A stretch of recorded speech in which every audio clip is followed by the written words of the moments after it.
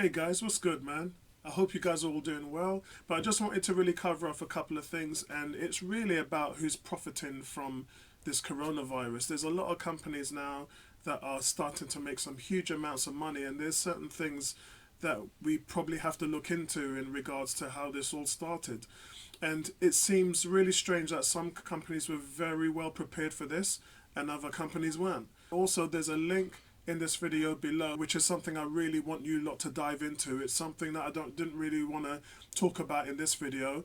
I was going to put something together, but it's done so well in this video here that I'm going to put in the link that I would really want you guys to just check it out, and it will answer most of the curiosities and questions that you guys might have.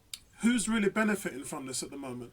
Well, we can talk about stay-at-home companies like Netflix, who have already cut their bit rates down by 25%. Most of you with 42-inch TVs or less won't even notice the difference. But people, if you have a 55-inch, 65-inch or anything like that, then you might notice a slight difference in the bit rate, shadowing and the pixel count. But other than that, it's not really a big deal, to be honest. And it won't really be affecting 4K Dolby Vision HDR streams. Companies like Amazon as well, they stand to profit massively from this because now everyone's at home, they're going to be doing the majority of their shopping there. The only thing where it hurts them, and I know this from first hand, is you'll have a lot of logistic issues where the drivers and the picking team won't really be there. They'll be short in numbers. So maybe like Tesco's, we might see a big surge in job applications for Amazon. And I know they have the local delivery package and using Uber and all that stuff. So those guys might be pretty busy as well. But remember what to do when you get the delivery, guys. Remember to wipe it down because it does stay on cardboards for 24 hours, the virus. So please be aware of that. Also, listen, the media appear to be benefiting from the coronavirus as well. The surge in streams of the media is completely non-stop, and this allows them to facilitate not so much advertising, but just the narrative. If you are stuck on a certain channel that believes a certain thing and certain ways, then that's probably going to sway your thought process. So in my opinion, it's best to kind of mix and match the streams and the news of where you guys are getting it from. I mean, mostly BBC, Sky News, CNN, CNNBC, Euronews, Al Jazeera. I use a multiple choice in terms of sources for news just to ensure that I'm getting different perspectives and different outlooks. So I've even started looking at news in Asia and India at the moment just to try and get that different perspective on how countries perceive the disease and what's actually happening, which is why I've put the link below. At the moment, the virus is wrecking economical havoc. Stock markets have plummeted in the wake of the outbreak. Oil prices are in decline because the dollar, as I said yesterday, is at $28 a barrel for crude oil. And I said to my wife last week, I said, last time it was $28 a barrel, petrol was 99p a litre. And so why are we paying 117, 116? Well, lo and behold, nobody's buying any gas right now. So the stocks and the barrels are just piling up. And because nobody's buying it, it's driving the prices down. So in the UK now, petrol is about 99p a litre and diesel's about £1.8, £1.9.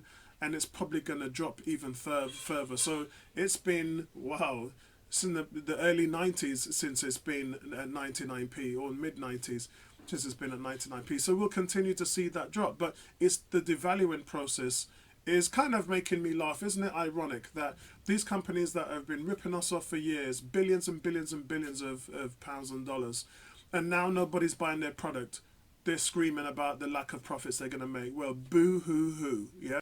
It's not all roses for some companies. Adidas and Puma warned that there was a major decline due to China as well and the US. And the coronavirus has ravaged those two companies. Adidas down 6.3 in shares and Puma 3.8 in shares. And Adidas, what that turns out for them is they've lost about 1.1 billion in Q1 sales. Puma is saying that regardless of what's happened to them, it will take them years, five years at least, to recover. And that just goes to show you how slim the lines of profits of success are for those companies. But you know what? because of the way how sports is, they'll bounce back. We shouldn't really worry about companies like that. They'll bounce back. It's realistically the pharmaceutical companies that are going to be making ventilators. I mean, this is the reason why the companies like Tesla and Dyson, etc., are using their resources to help build these ventilators and try and make themselves useful, because otherwise they're sitting down doing nothing. And we were talking about this yesterday. We were talking about Microsoft has said that Xbox is going to still be released on time in November. And when people was like, how is that possible? Well, guys, the machines are doing everything down to the millimeter. So the fact that humans are not really there to facilitate any of the building of hardware, the machines are just getting on with it. And in many ways, that's probably how I would feel the Tesla Model Y, which was only just launched in the beginning of March. That's how I feel that that's going to go as well. It's still going to be continuing a plant process, and we're not really going to suffer any losses. So I know there's a ton of people who have had pre-order, are hoping to still get them trickling through from Tesla. But we've seen as well a lot of these companies in Europe have donated electric cars and normal cars. Mercedes, BMW, again, they've been donating cars to the government, getting all of their stocks around. So it's really some good stories that we're hearing. But guys, at the end of the day, there are still some companies that are making huge amounts of profits from all of this, and we just have to be aware of what we're doing with our money, because guys, our money's going down. A lot of things are being kicked back and shuffled to the side work-wise. 3.3 million people unemployed in the US. We don't have the numbers for the UK, unfortunately, but I'm sure that there's a lot of companies in the UK that are also going to be feeling the heat, and people are going to be lining up, signing on in their droves. I know you can do everything online now, so we won't really know the fallout of that until it happens. But just slow down your spending and only spend money on the essentials. That's my advice. So listen, hold it down, guys. This is lockdown day 6, and as I said, we'll focus on more in tonight's live podcast, where you can join me and the rest of the panel, and also let us know your thoughts in the comment section below, and be live and active and a part of the show as much as you can, because it always helps. Speak to you soon, guys. Peace out. Look after yourself. Hang in there. It's all good. And listen, one big thing, guys.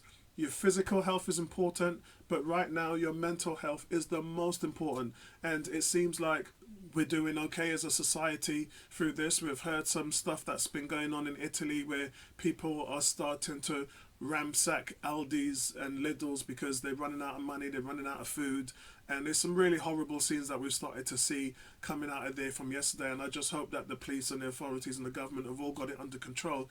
But it's just a sign of what may happen if things really start to hit the fan and we are not prepared. You know, there's certain things where we have to start even rationing food and only eat what you need to eat, to be honest. Yeah.